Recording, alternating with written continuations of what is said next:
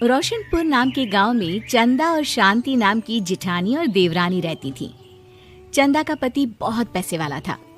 उनके पास किसी भी चीज की कोई कमी नहीं थी और उसके विपरीत शांति का पति बहुत ही गरीब और नशेड़ी था। शांति चंदा के घर में काम करके अपना घर चलाती थी। भाभी, घर पर खाने के लिए कुछ भी नहीं है। अगर आप थोड़ा खाना दे पाए तो बहुत मेहरबानी होगी। मुझे जो भी पैसे मिलते हैं वो तो आपके देवर नशे में उड़ा देते हैं। ये तुम लोगों का ना रोज रोज का ड्रामा हो गया है। अब देवर जी कमाते नहीं है तो मैं क्या करूं?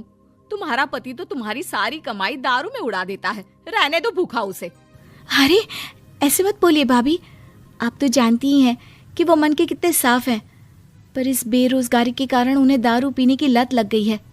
अरे अपना ये रोना गाना बाद में कर लेना, पहले काम निपटा ले घर का।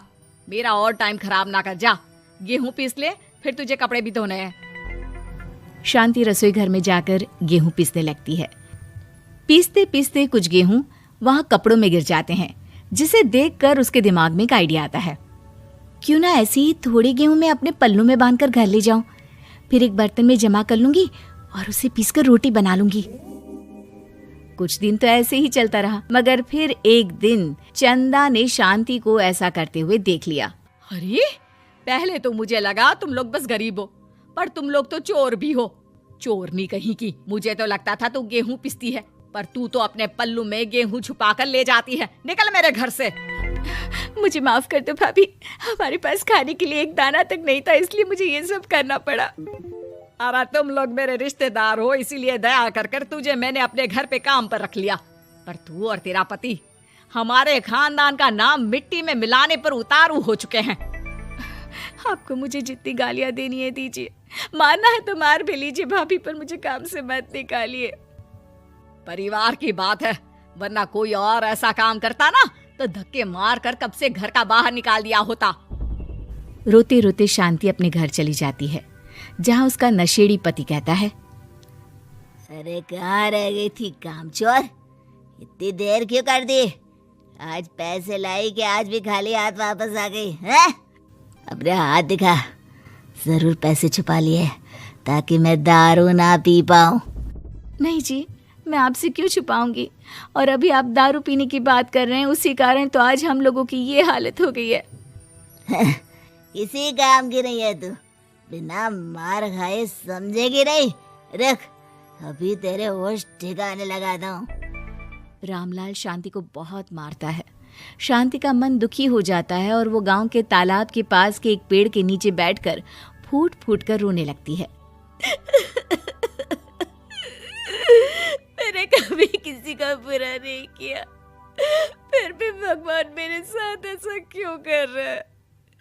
मैं तो रामलाल जी की फिक्र करती हूँ, फिर भी उन्होंने मुझे इतना मारा। तभी उसे एक आवाज सुनाई देती है, रोने की कोई जरूरत नहीं है बेटी, चिंता क्यों करती हो? ये आवाज कहाँ से आ रही है? शांति अपने आसपास देखती है, उसे कोई नहीं दिखता। वो ऊपर देखती है, जहाँ उसे एक छोटी सी परी दिखती है। आप कौन है? आप तो कोई परी लगती हैं। हाँ बेटी, मैं इसी पेड़ पर रहती हूँ।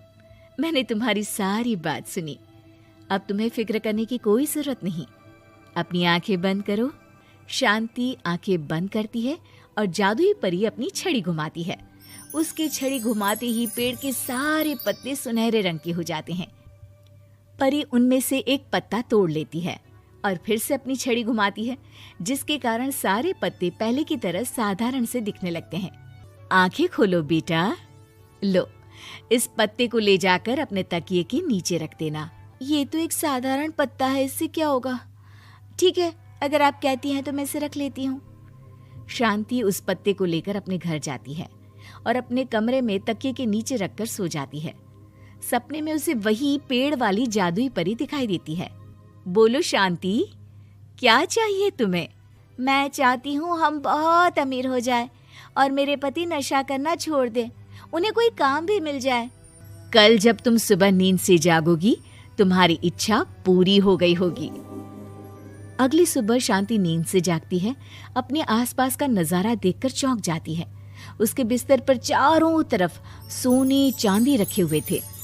हे भगवान, कहीं मैं सपना तो नहीं देख रही? इतना सारा सोना, वो भी मुझ गरीब के पास। रामलाल जी को बताती हूँ, वो बहुत खुश होंगे। शांति जैसे ही कमरे के बाहर जाती है, वो देखती है कि रामलाल सूट बूट पहने काम के लिए बाहर जा रहा होता है।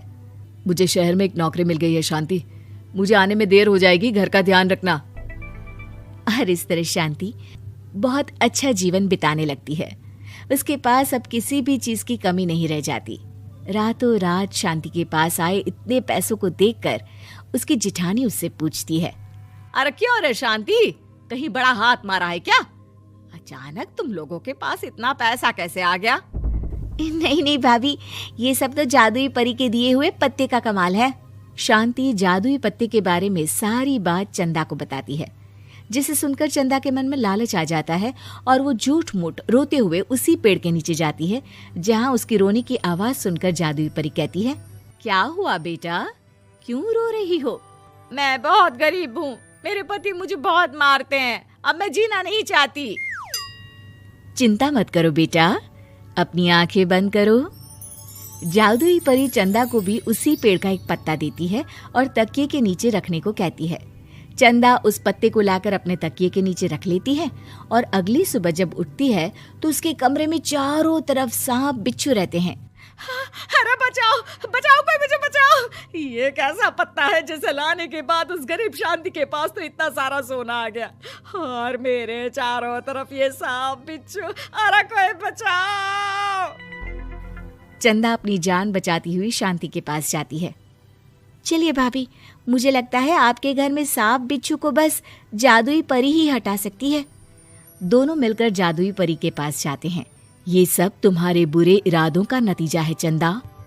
तुम झूठ मूठ बस पैसे के लालच के कारण यहाँ आकर रो रही थी, इसीलिए तुम्हें जादुई पत्ते ने उसकी सजा दी।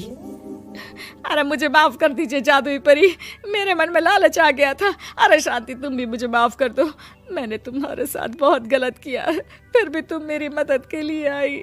चंदा को अपनी गलती का एहसास हो जाता है, इसलिए जादुई परी उसके घर से सारे सांप बिच्छू को गायब कर देती है। चंदा और शांति आपस में मिलजुल कर रहने लगती हैं।